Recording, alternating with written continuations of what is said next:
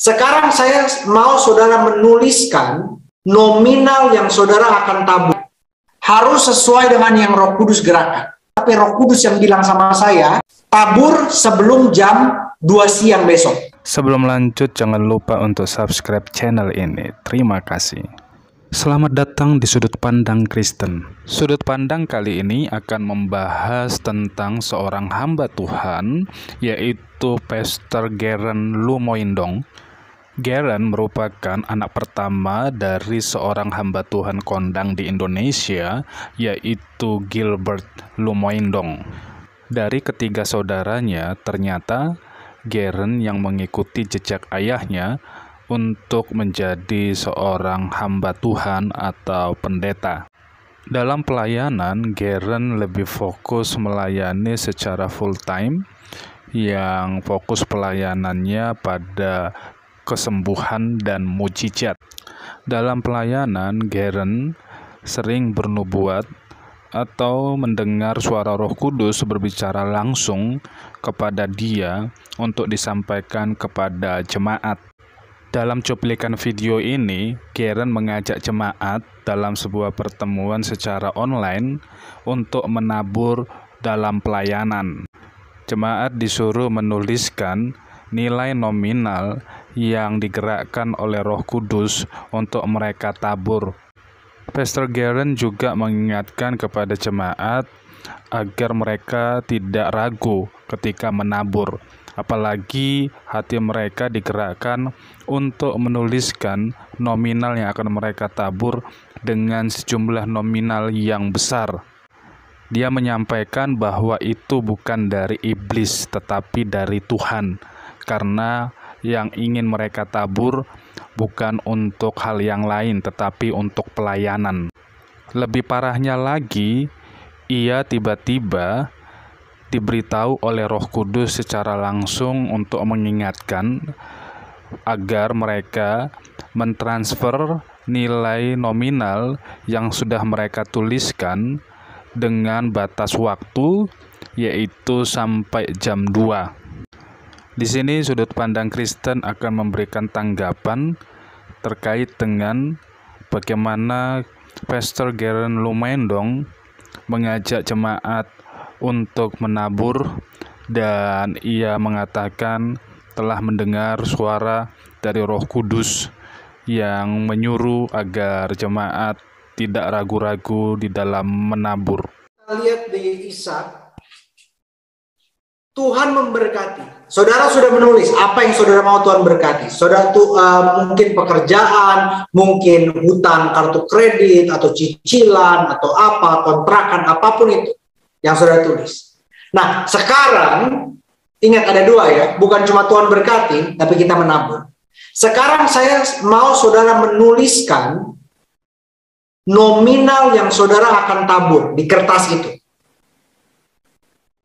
Sebelum saya tulis, pikir baik-baik. Maksudnya bukan pikir baik-baik. Saudara mungkin ngerasa gini, wah ini saudara yang saudara tabur harus sesuai dengan yang Roh Kudus gerakkan.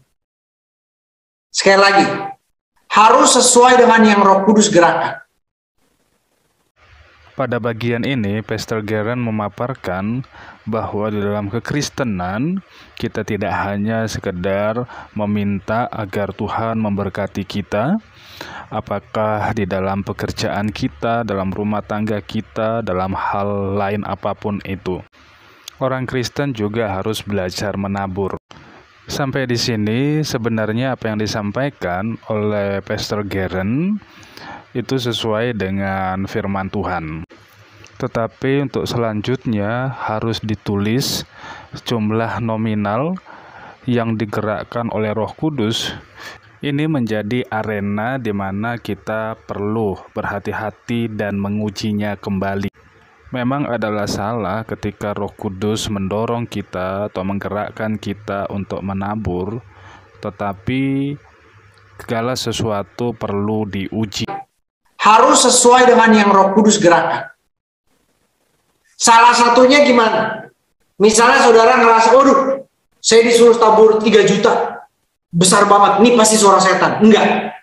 Setan tidak akan pernah suruh saudara untuk nabur untuk pelayanan.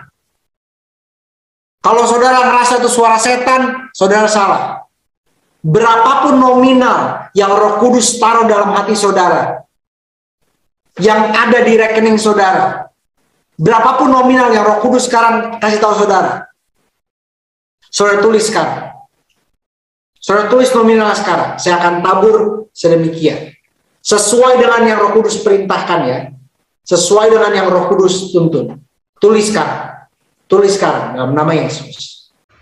Pada bagian ini, Pastor Garen mendorong jemaat yang ingin menuliskan nilai nominal yang digerakkan oleh Roh Kudus, seberapapun itu besarnya yang ada di dalam rekening mereka tidak boleh menolaknya. Bahkan dia menegaskan bahwa itu adalah dari Roh Kudus dan itu bukan pekerjaan iblis. Tetapi kan bisa saja itu merupakan keinginan daging atau pekerjaan hawa nafsu.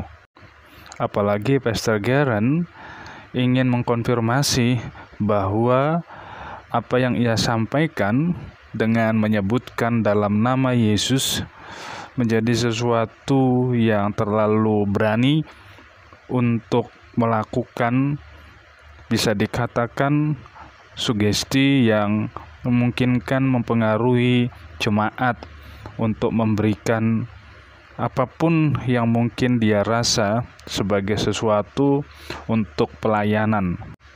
Jangan sampai jemaat menjadi terhipnotis dengan kalimat-kalimat atau kata-kata dalam nama Yesus.